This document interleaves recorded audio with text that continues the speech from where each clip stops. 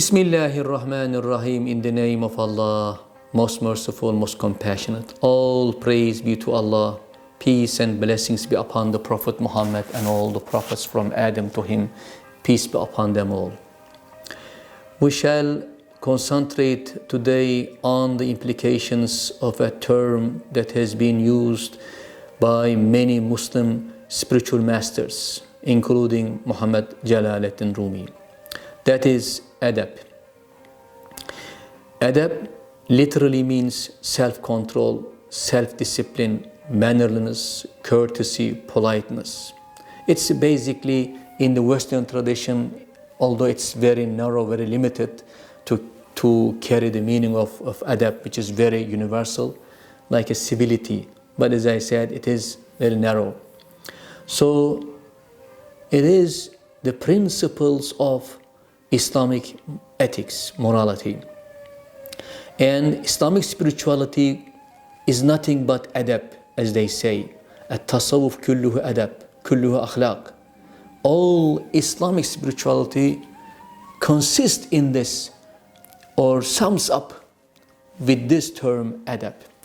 So Mawlana makes use of this term and dwells on it and tries to emphasize its importance for every individual believer, human being. So let me share some of his teachings with us on this notion.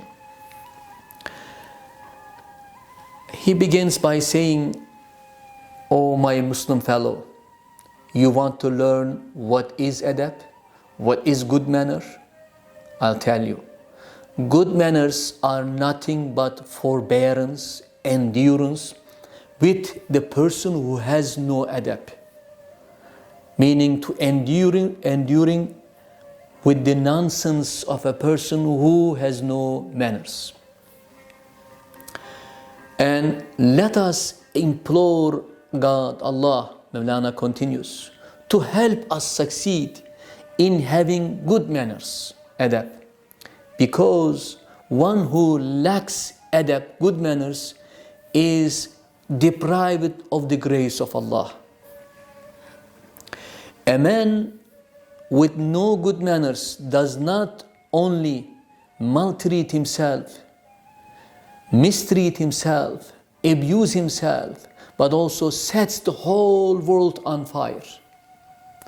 And look, open your eyes, look up closely, entire word of Allah Almighty in the Quran. Every verse of the Quran, one by one, has come to teach nothing but adab, meaning of morals and self-control. After all, it was Prophet who exclaimed, 'My Lord has taught me good manners, adab. How beautifully He taught me.' Whatever befalls you of gloom or sorrow," Mawlana goes on, "is the result of irreverence and lack of adab. Anyone who behaving with irreverence in the path of the beloved Prophet is like a brigand who robs men. He is therefore no longer a man, a human. Through adab, this heaven has been filled with luminosity, light. Through discipline, adab, the angels become immaculate and holy. By reason of adab, the sun was eclipsed, and insolence caused the angel of death to be turned back from the door." So after these couplets, let me give you two examples from Mawlana's two different works in order to explain the full meaning and also application of this term in our social life. And these two examples I have selected. He has also other examples, but because of their relevance to our society today in particular. One of the examples come from his Fihi Ma Fi. This concerns the relationship between the rulers or leaders, governors, like Emir or Umara, and the scholars, the learned. So, alim or ulama, between the leaders and the high-ranking state authorities and the learned people. Mawlana giving this advice to both scholars and rulers by referring to a prophetic hadith. He says the worst of scholars is the one who visits rulers without their summoning, without their call, without their invitation, for, in a sense, an expectation from them something. The best and most fortunate of rulers is the one who visits scholars and seek their opinions, consult them on their issues. Happy is the ruler, Mawlana goes on, who stands at the poor man's door. And the wretched, miserable is the poor man who stands at the door of the ruler. Now, what Mawlana Rumi tries to convey to us is, to my humble opinion, is the following. Knowledge precedes all the ranks, man and woman.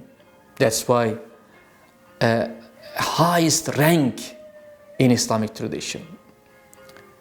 And man and woman of knowledge with wisdom and good character are therefore always to be consulted. And upon their guidance, the rest should conduct their affairs. So today, for instance, every country, every state in grappling, in coping with this current outbreak, a Corona-19 disease, has immediately formed a consultative committee consisting of qualified, competent scientists, physicians, health specialists and experts in order to combat and fight with it. Without any interference from outside, they do their research and they often offer their recommendations and solutions to the state authorities to follow and implement. So this is not only true of medical field, but also for all the crucial areas and affairs. So as far as the scholarship is concerned for Mawlana, scholarship is a virtue in its very essence. Knowledge, having a knowledge, being knowledgeable. That virtue is clothed, whether that virtue is clothed in a tunic or an overcoat or in a garment, it makes no difference. What makes you different is what you have as knowledge. So Mawlana's remarks are very inclusive, not necessarily related to the religious and ethical matters. The other example Mawlana Rumi gives is related to the relationship between a teacher and a pupil, a student who has just started learning how to write. So Mawlana says the same courteous, polite relationship is supposed to prevail in all our interactions between friends, in family, in a society, even internationally and international platforms. Maybe many of the conflicts can be easily resolved. So a teacher starts, Mawlana says, teaching a child how to write. When the child writes the first whole line, the child runs with excitement and to show it to his teacher. The teacher notices that it is full of mistakes, but keeps quiet and speaks to the child kindly and gently, encouraging him, saying very softly within the norm of adab, courtesy and politeness and mannerliness, "Oh my dear, that is excellent. You have written well. Bravo, bravo. Only this letter is not quite right. This is how it's supposed to be. This can be corrected like this. So this letter looks like this." So without hurting the child, the teacher goes through one by one. In the end, child understands actually it's full of errors, but he didn't lose his heart, his hope, his motivation. So child is, on the contrary, very happy to know or to learn his errors. So child's motivation has been done by this teacher who has all the adab, in a sense. And in the end, no doubt, both the child and the teacher are happy. Child because of his learning without losing hope, and the teacher because of his achievement as a result of his enduring with his student and with his gentle behavior. So, difficult, Mawlana says, to deal with the ridiculous. With a person who behaves ridiculously, nothing more difficult than enduring the ridiculous.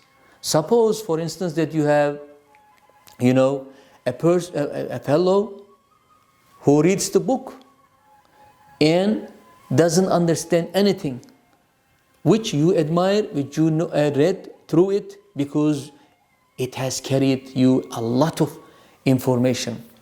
So, and yet, this person who has not read the book, maybe he did not understand anything, argues with you about the irrelevance or unimportance, insignificance of the work.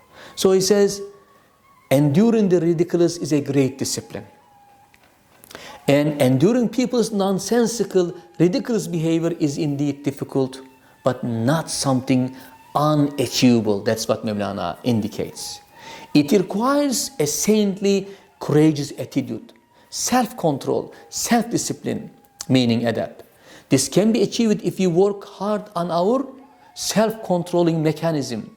If I use this mystical terminology to curb lust and desires of our carnal soul, to overcome the fancies of our ego.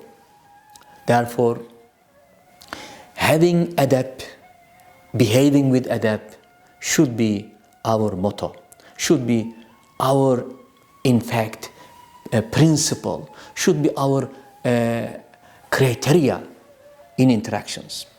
Now let me conclude again with saying the prophetic hadith. My Lord has taught me good manners, how beautifully He taught me.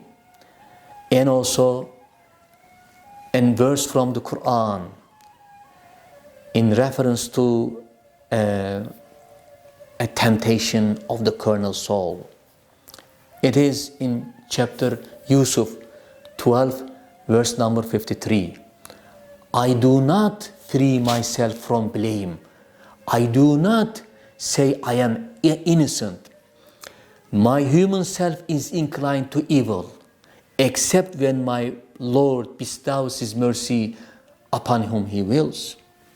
And surely the soul of human being incites to evil, except inasmuch as my Lord has mercy. Truly my Lord is all forgiving, all compassionate. Then let us all lead a life of personal effort and virtue. Beautify our moral character with good manners, self-control, self-discipline, to be a man of God, a woman of God, a man of adab, a woman of adab. I would like to conclude with the prayer that I have extracted piece by piece from the teachings of Mawlana Rumi in his exhortations. O my Lord, protect us from any illness which would make us forget your remembrance. Protect us from any illness which would extinguish, put out our love and passion for you. Protect us from any illness which would seize the pleasure we enjoy, we receive when we glorify you. O Allah, O our Lord, keep us in good health. Prevent us from indulging in evils and wickedness and indecency.